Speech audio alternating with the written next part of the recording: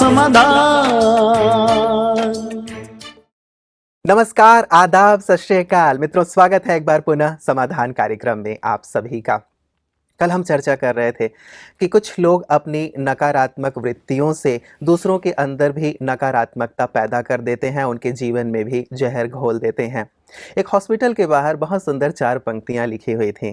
पहली लाइन लिखी हुई थी कि इस हॉस्पिटल में एक पेशेंट आया, उसे एक चूहे ने काटा था। 1 दिन तक उसका ट्रीटमेंट किया गया और वो ठीक होके चला गया। दूसरी पंक्ति लिखी हुई थी कि इस हॉस्पिटल में एक पेशेंट आया, उसे एक बिल्ली ने काटा था। 5 दिन तक उसकी ट्रीटमेंट की गई, ठीक होके चला गया। तीसरी लाइन थी कि इस हॉस्पिटल में एक पेशेंट आया, उसे कुत्ते ने काटा था। 15 दिन तक उसकी ट्रीटमेंट की गई, यहाँ पे ठीक होके चला गया। चौथी लाइन बहुत इंपॉर्टेंट थी, हम सब के काम की है। चौथी लाइन थी कि इस हॉस्पिटल में एक पेशेंट आया, उसे एक आदमी ने काटा था और वो अभी तक अंदर है, अर्थात ठीक होके गया ही नहीं है। तो मित्रों, व्यक्ति मुंह से नहीं काटता, अपने विचारों से काटता है। हमारे अंदर नकारात्मकता भर देता है कि तुम नहीं कर पाओगे, तुम्हारे जीवन में ये चीज़ नहीं हो पाएगी, अर्थात नकारात्मक बातों से हमें अच्छाई के मार्ग पे चलने नहीं देता। तो हमें सावधान रहना है ऐसे लोगों से, ऐसे ह्यूमन बाइट से, जिससे हमारे जीवन में पतन हो या जिससे हम अपने लक्ष्य की ओर ना बढ़ पाएं। आइए इन्हीं सुंदर विचारों के साथ आज की इस कड़ी की शुरुआत करते हैं और स्वागत करते हैं आदरणीय भ्राता जी का। भ्राता जी, आपका बहुत बहुत स्वागत है, अभिनंदन है। भ्राता जी, ऐसे जो चारों तरफ एक नकारात्मक बातों से हमारे जीवन में नकारात्मकता घोलने वाले लोग हैं, ऐसे लोगों के लिए क्या कहेंगे और ऐसे लोगों से बचें कैसे? ऐसे लोगों के लिए तो वही कहेंगे जो कहना चाहिए कि ये मनुष्य के लिए शुभ चिंतक नहीं है जी। जहर घोलते हैं जीवन में और कहीं ना कहीं उनके मन में कोई निगेटिव वृत्ति बनी रहती है, दूसरों को कष्ट पहुंचाने की या दूसरों से ईर्ष्या के कारण उन्हें गिराने की। जी। लेकिन इससे बचने का साधन अपने को पॉजिटिव फीलिंग्स में रखना, अपने को बहुत अच्छे स्वमान में रखना, क्योंकि जितने पावरफुल थॉट्स हम क्रिएट करते हैं, हमारे चारों ओर एक पावरफुल ऑरा, पावरफुल प्रभा मंडल क्रिएट हो जाता है और वो ऐसा है जैसे निगेटिविटी के तीर आ रहे हों और वो उससे टकरा के नष्ट हो रहे हों। तो सबसे सुंदर तरीका ये है हमें अपने चित्त को शुभ भावनाओं से रखना, जिसके लिए बाबा एक बहुत अच्छी बात कहते हैं। कोई तुम्हें चाहे 1000 बार बद्दुआएं दे, तुम उसे दुआएं देते चलो। तुम्हारी दुआओं का प्रभाव उसकी बद्दुआओं के प्रभाव को नष्ट कर देगा। तो हमारी शुभ भावनाओं में सचमुच पावर है। और ऑरा क्रिएट करना, दुआएं देते रहना, और तीसरी बात है अपने को योग युक्त बनाकर रखना। जब हम योग करते हैं तो परमात्म इफेक्ट हमारे ऊपर सदा रहता है। देखो, जैसे किसी के शब्दों का हम पे इफेक्ट हो जाता है ना, किसी घटना का हम पे इफेक्ट हो जाता है, हम सब इसके इफेक्ट से अच्छी तरह परिचित है, अनुभव कर चुके हैं इसका। ऐसे ही परमात्म इफेक्ट बहुत सुखद, बहुत पावरफुल, एक नया बहुत शब्द है भरपूर, बहुत भरपूर। तो ये सब चीज़ें गौण हो जाती हैं, जैसे पीछे चली जाती हैं। और वास्तव में धीरे धीरे तो ये होता है कि जो ऐसे शब्द बोलने वाले या ऐसी फीलिंग्स रखने वाले, उनको ही विवश होकर छोड़ देना पड़ता है। लेकिन बहुत अच्छी बात है भ्राता जी कि यदि सामने वाला कोई हम पे ऐसी नकारात्मकता की बरसात कर रहा हो, ऐसे में हम सुरक्षित रहें और अपनी सकारात्मकता को बनाए रखें, बहुत बहुत मतलब बड़ी साधना है, मैं तो ये कहूँगा। हाँ, इसमें एक चीज़ और थोड़ी सी कि अपने को थोड़ा हमें विवेक युक्त रखना है और बहुत सेंसिटिव नहीं बना देना कि ये ऐसा क्यों कर रहे हैं, मैं इतना अच्छा, मैंने इतने अच्छे काम किए, इन्हें मदद की, मेरे में कोई ऐब नहीं है, मेरे में कोई दुर्गुण नहीं है, मैं कोई पाप नहीं करता, फिर भी लोग बोलते रहते हैं। ये सुन के जो व्यक्ति डाउन हो जाता है, मूड ऑफ कर लेता है, इसके प्रभाव में आ जाता है, उस पर तो इन चीज़ों का बहुत बैड इफेक्ट हो जाता है। लेकिन जो ये सोचता है इट्स कॉमन, ये तो संसार है, हजारों लोग रह रहे हैं हर एक के संपर्क में, कोई कैसा है कोई कैसा है, ये तो संसार में लोग किया ही करते हैं, इसे एक्सेप्ट कर लिया और बहुत लाइट हो गए और अपने स्वमान में रहे, तो वो इसको अपने ब्रेन में प्रवेश करने ही नहीं देते हैं। ये जो हल्कापन है ये इतनी सुंदर चीज़ है कि वो चीज़ें साथ साथ ही हमारे बाहरी टकरा के रिफ्लेक्ट हो जाते हैं, आउट हो जाती हैं। ये बहुत अच्छा तरीका है। और शायद भगवान ने 2 कान भी तो इसीलिए दिए ये है कि मान लो यदि कोई ऐसी बातें आ भी गई एक कान से तो हम दूसरे कान से उसे निकाल दें, अपने अंदर हाँ। प्रवेश ना होने लेकिन दें। कभी कभी लोग उल्टा कर लेते, अच्छी बातों को भी सुन के निकाल देते और बुरी बातों को सुन के अंदर ही दोनों से सुन लेते हैं और अंदर पहुंचा देते हैं। जी, जी। लेकिन ये बात सत्य है कि जो बुरी बातें हैं जिनसे हमारा कोई नाता नहीं, उनको इधर से सुनो, इधर से निकाल दो, और जो अच्छी बातें दोनों से सुनो और ब्रेन में संभालो, जी, तो जी। बहुत अच्छा इसका प्रभाव रहेगा। बहुत अच्छा। भ्राता जी, ये जो परमात्म इफ़ेक्ट की आपने बात कही है, मुझे बहुत ही अच्छा लगा ये शब्द।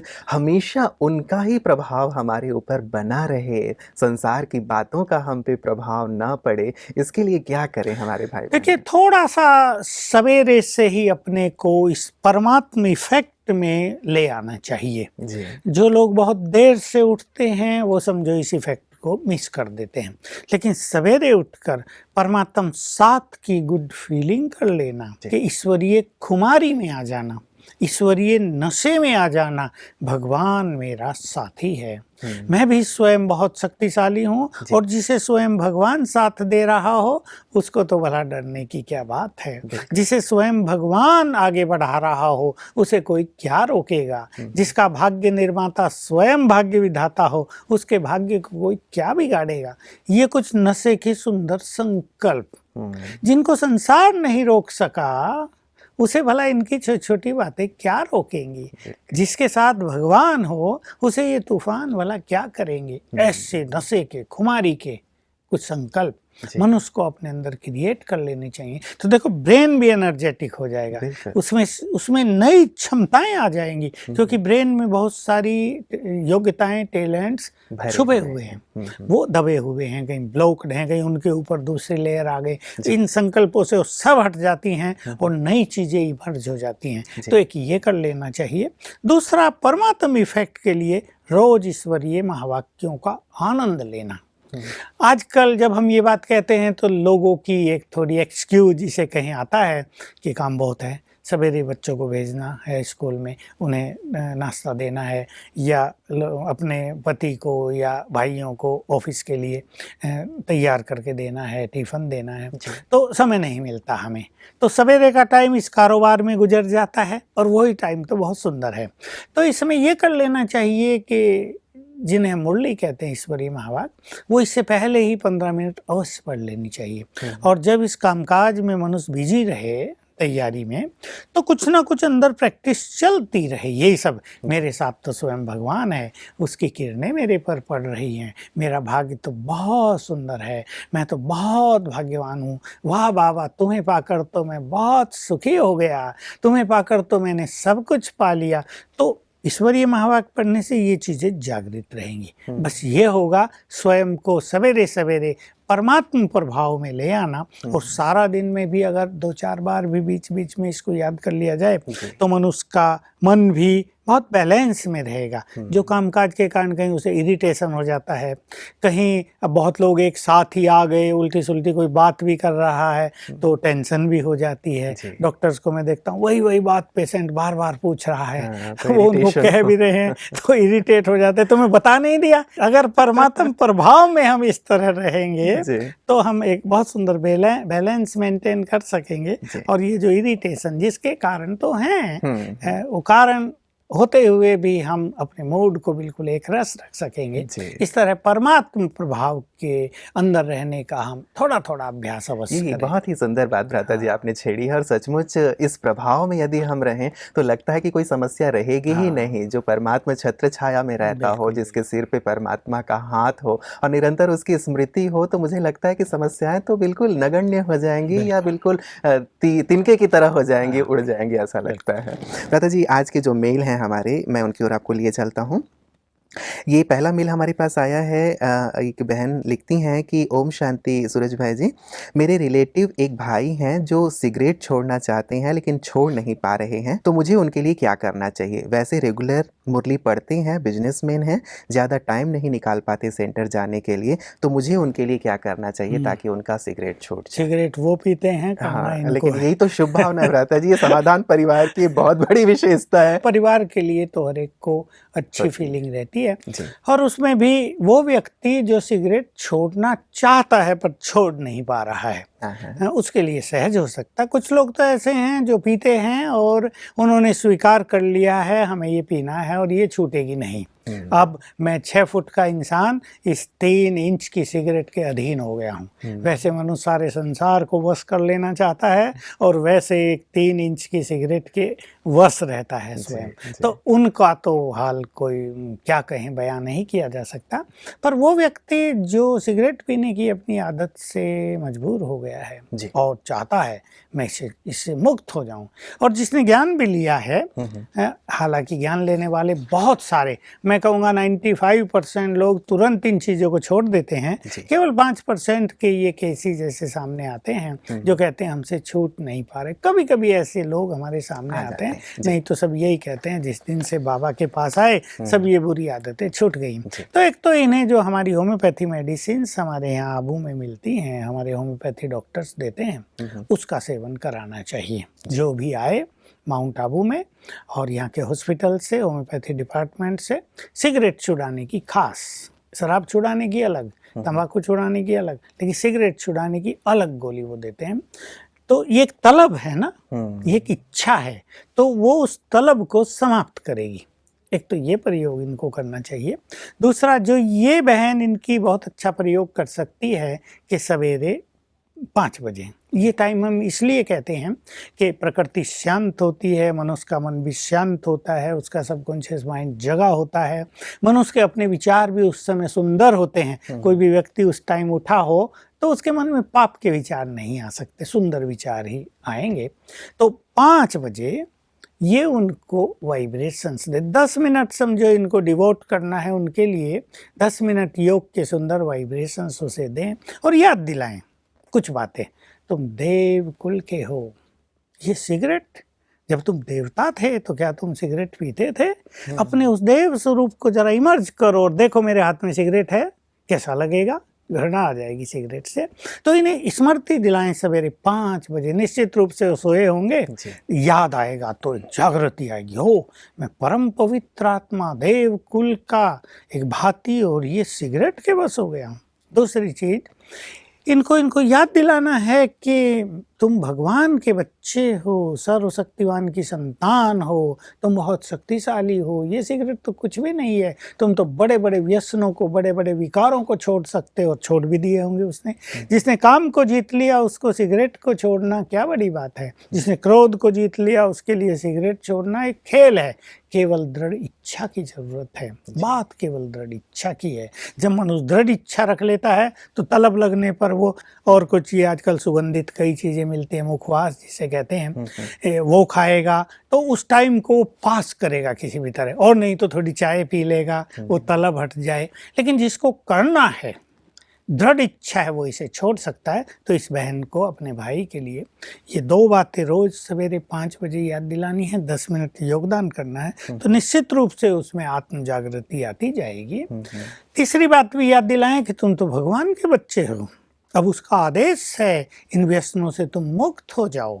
हालांकि इन व्यसनों के जो नुकसान है वो भी हमारे लोग सुनाते हैं और वो उन्हें पता होगा, लेकिन हम भगवान के बच्चे हैं, ये फीलिंग आने पर मनुष्य के अंदर एक शुद्धि जागृत होती है, एक प्योरिटी इमर्ज हो जाती है और उससे इन चीज़ों के प्रति घृणा होने लगती है और ये छूट जाती है। बिल्कुल। मैं किसी बहुत ही प्रसिद्ध व्यक्ति का एक आर्टिकल पढ़ रहा था, प्रता जी, उन्होंने भी कहा, इंटरव्यू दिया था उन्होंने कहा कि केवल इसे छोड़ने के लिए एक ही चीज़ ने मदद की कि मैंने देखा कि इतने सारे इसके नुकसान हैं, जब भी मैं इसके नुकसान को देख लेता हूँ तो लगता है कि नहीं भाई ये चीज़ मुझे नहीं लेनी। तो जिन्हें जीने की इच्छा हो वो निश्चित रूप से उन्हें सिगरेट पीने की इच्छा छोड़नी पड़ेगी। बिल्कुल बिल्कुल।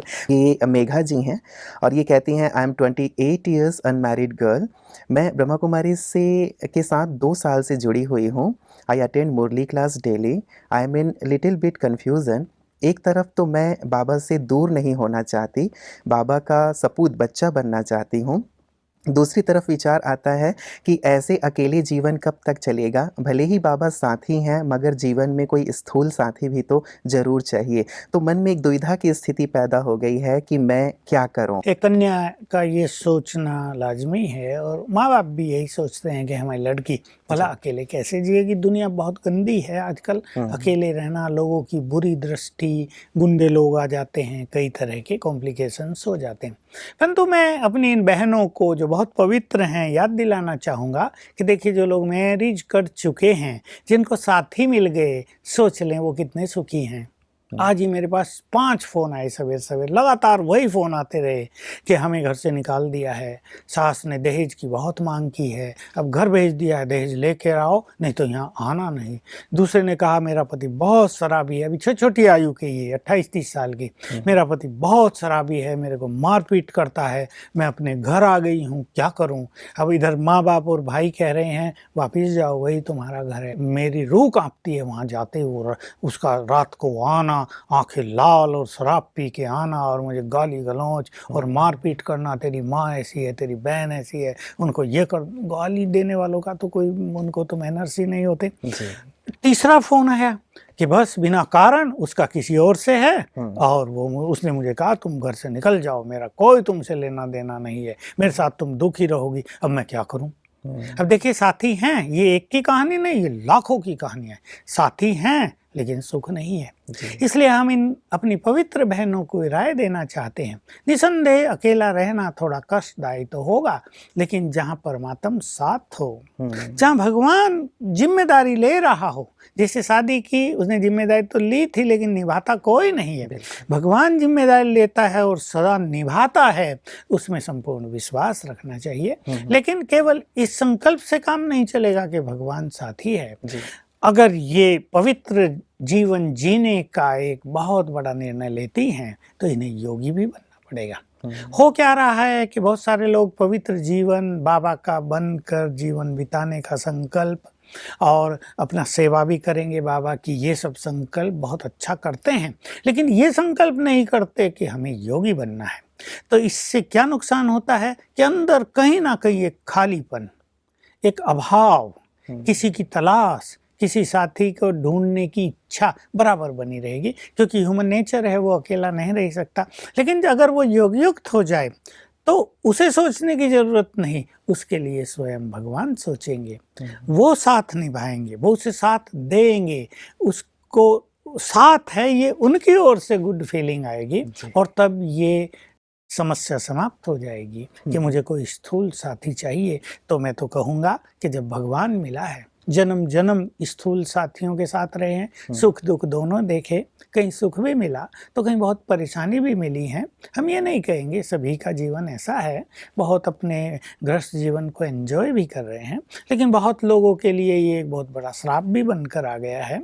अब एक बच्ची है, उसको लेकर लड़की निकल गई है, उधर भाई भी साथ तो नहीं देंगे ना, वो कहेंगे अपने घर जाओ। बेचारी उदास निराश बच्ची के लिए जी रही है, छोटी मोटी नौकरी कर रही है, भगवान का हाथ पकड़ लिया, अब उसके साथ का आनंद लें तो इन सभी समस्याओं से मुक्त हो जाएंगे। और फिर अगले कल्प का भाग्य निर्माण करना है, बात कोई 5-10 साल की नहीं है, अगला कल्प एक लंबा चौड़ा भाग्य हमारे सामने खड़ा है, हमारा स्वागत कर रहा है, वेलकम कर रहा है, हमें उसका निर्माण करना है। तो बहुत अच्छी तरह सोच समझ कर, या इन्हें लगता होगा कि शायद हम वैसा नहीं रह सकते, अब ये घर में रहना चाहते हैं तो शायद घर वालों का भी यदि वैसा सपोर्ट ना मिल रहा हो और आगे चल के जैसे उनके घर में और शादी आदि होंगी और ये घर में अकेले रहेंगे, तो इन सभी स्थितियों को देख के शायद ये एक मन में विचार आ जाता हो कि शायद हमारा भी एक परिवार हो तो हम वहाँ रहें, सुरक्षित रहें। तो ऐसा जो विचार आ जाता है, ऐसे में फिर इन्हें क्या करना चाहिए? बिल्कुल ये बात ठीक है, और ये विचार आता ही है मनुष्य को, क्योंकि वो मनुष्य हैं और वो अपने चारों ओर बहुत कुछ देखते हैं। आज उनके भाई उन्हें प्यार करते हैं, कल जब उनकी शादी हो जाएगी वो उन्हें प्यार नहीं करेंगे, वो उन्हें दुत्कारेंगे,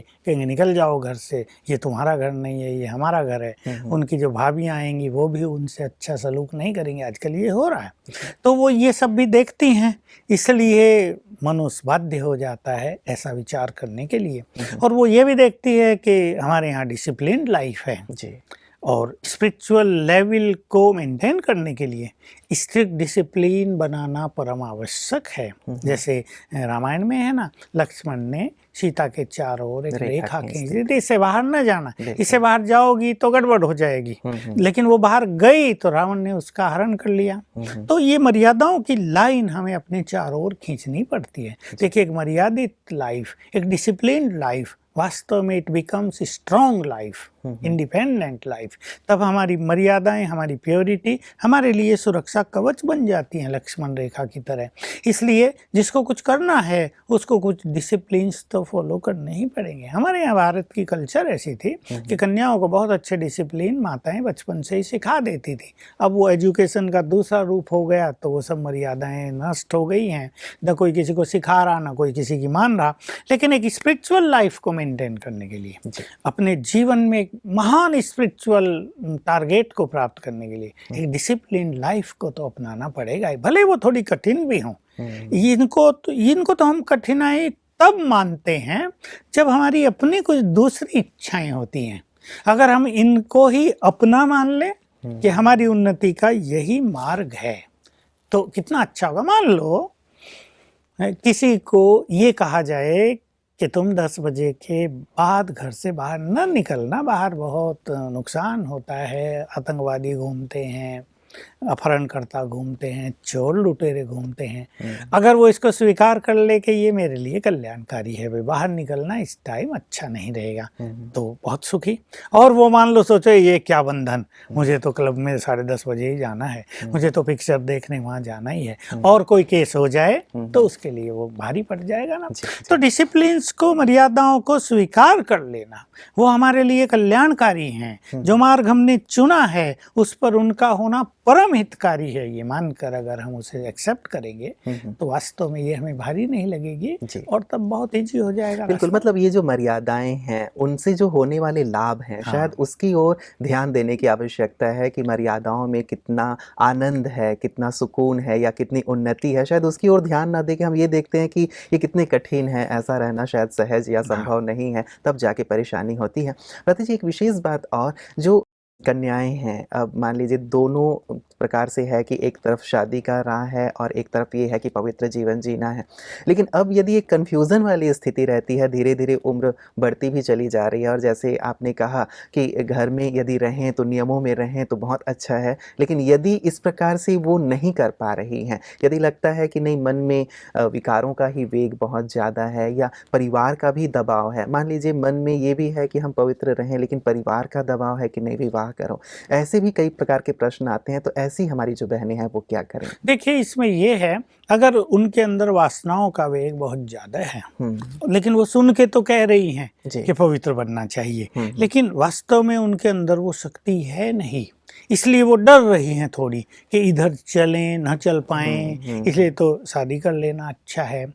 जो योगी नहीं बन पाती, जो अपने काम क्रोध के वेग को रोकने में समर्थ नहीं हैं, जो पहले से ही कंफ्यूज्ड हैं कि हम चल पाएंगे या नहीं चल पाएंगे, पवित्र मार्ग हमारे लिए कल्याणकारी होगा नहीं होगा, या हमारा भविष्य कैसा चलेगा, जिनमें भय है उन्हें ये मार्ग छोड़ के मैरिज का मार्ग अपनाना ही चाहिए। फिर थोड़े ही समय के बाद उनमें जब आत्म जागृति आएगी तब दोनों मिलकर पवित्रता का मार्ग अपनाएंगे तो कल्याणकारी रहेगा। और ऐसी बहनें व्रता जी जो रहना चाहती हैं पूरी तरह से, लेकिन परिवार वालों की तरफ से एक दबाव है कि नहीं तुम्हें गृहस्थ मार्ग में ही चलना है, तो ऐसी जो बहनें हैं जो चाहती हैं कि हम पवित्र जीवन जिएं, अपने जीवन को भी सेवा कार्यों में लगाएं, लेकिन अब परिवार वालों के लिए भी एक सामाजिक दायरे होते हैं, बहुत सारी नियम मर्यादाएं होती हैं, वो भी सोचते हैं कि हमारे परिवार के बारे में लोग क्या सोचेंगे, तो एक इस प्रकार का जो दबाव है पेरेंट्स की ओर से, तो ये बहनें हाँ देखिए, दबाव भी रहता है, और जैसे मैंने कहा पेरेंट्स का ये सब सोचना भी नेचुरल है, क्योंकि वो संसार का हाल देख रहे हैं, लड़कियां कहाँ जा रही हैं, क्या कर रही हैं, उन्हें डर रहता है कि कहीं कल कुछ हो न जाए और हमारे परिवार की कहीं बदनामी न हो जाए। लेकिन मैं इसमें हमेशा एक बात कहता हूँ और देखता हूँ, आजकल लड़के लड़कियाँ गलत काम करने में माँ बाप की नहीं सुन रहे हैं, बिल्कुल नहीं मानते हैं, धमकी दे देते हैं अपने माँ बाप को, ऐसे केसेस बहुत सामने आते हैं। तो ये जो पवित्रता का मार्ग है जिसमें स्वयं भगवान हमारा साथी बन जाता है, उस पर चलने में हमें थोड़ी तो दृढ़ता अपनानी पड़ेगी। अगर हम हर बात को देखेंगे, माँ को भी खुश करना, बाप को भी खुश करना, फ्रेंड्स को भी खुश करना, इसको भी खुश करना, तो भगवान को तो खुश नहीं कर पाएंगे, अपने भाग्य को तो महान नहीं बना पाएंगे। इसलिए ऐसे जिनमें पवित्रता के संस्कार हैं और जो बहुत सच्चे मन पूर्वक पवित्र बनना चाहती हैं, लेकिन उन पे किसी भी तरह का दबाव है, वो योगी बने, स्वमानधारी बने, बहुत दृढ़ संकल्पधारी बने कि नहीं यही हमारा मार्ग है, तो माँ बाप भी सहयोग देंगे, ईश्वरीय सहयोग उन्हें मिलेगा। ऐसे भी हमारे पास हजारों केसेज हैं कि माँ बाप सहयोगी बन गए, बच्चे की दृढ़ता देखी और कन्विंस करने का तरीका, मैं शादी नहीं करूंगी केवल ये कहने से काम नहीं चलता है, मुझे पवित्र बनना है, ये भगवान की इच्छा है। सारा संसार देखो अपवित्रता के मार्ग पर चल रहा है, कहाँ सुखी हैं लोग। उनके आस पड़ोस में रिलेटिव्स में दसियों कहानी होंगी जो लड़कियों ने शादी की और उनका बुरा हाल हो रहा है। तो मुझे तो भगवान की आज्ञा है कि मैं पवित्र बनूं, मुझे तो परमात्म मिलन का सुख लेना है, आप भी लें। अगर समझाने का तरीका सुंदर होगा, ये बताने का तरीका सुंदर होगा कि मैं क्यों पवित्र जीवन जीना चाहती हूँ, तो माँ बाप सहयोगी अवश्य बनेंगे, भले ही उनकी कठिनाइयों का भी ये निवारण करें, तो बिल्कुल इनका मार्ग सरल हो जाएगा। जी जी, बहुत बहुत शुक्रिया भ्राता जी इस सुंदर प्रकाश के लिए। आज की तमाम चर्चाएं मैं समझता हूँ कि हमारे सभी दर्शकों के लिए संजीवनी का कार्य करेंगी और उन्हें सचमुच एक सुंदर प्रकाश अवश्य मिला है। आपका बहुत बहुत शुक्रिया। मित्रों, वास्तव में पवित्रता का मार्ग जैसे अंत में हम चर्चा कर रहे थे, नवीन तो अवश्य है लेकिन बहुत ही श्रेष्ठ है, बहुत ही उच्च है। अब तक तो मनुष्यों का साथ लेकर के हमने देखा है, अब हम भगवान का भी तो साथ लेकर के देखें। जब मनुष्य साथी के रूप में साथ आज नहीं दे पा रहा है, तो निश्चित रूप से हम ये तो अवश्य सोचें कि परमात्मा जिसे हम सर्वोच्च सत्ता मानते हैं, जो सचमुच हमारा साजन है, प्रियतम है, वो तो हमारा साथ अवश्य निभाता ही है। मनुष्यों का साथ हमने देख लिया, इस जीवन एक बार उस पर विश्वास करके देखें कि वो किस प्रकार अपनी जिम्मेवारियों को निभाता है। और युवाओं में तो शक्ति होती है कि वो धारा के विपरीत बह कर के चलते हैं। और कहा भी जाता है, किसी कवि ने बहुत सुंदर बात कही है कि डगर डगर सब दुनिया चलती, हम बीहड़ में पंथ बनाएं, मंजिल चरण चूमने आए, हम मंजिल के पास ना जाएं, धारा के प्रतिकूल नाव खे, एक नया विश्वास रचें हम, एक नया इतिहास रचें हम। धारा के विपरीत चलने का साहस रखें, एक इतिहास रचने का साहस रखें। निश्चित रूप से आप जो सबल लक्ष्य लेकर के आगे बढ़ेंगे तो सर्वोच्च सत्ता की भी मदद आपको अवश्य मिलेगी। हमारी ढेर सारी शुभकामनाएं आपके साथ है। नमस्कार।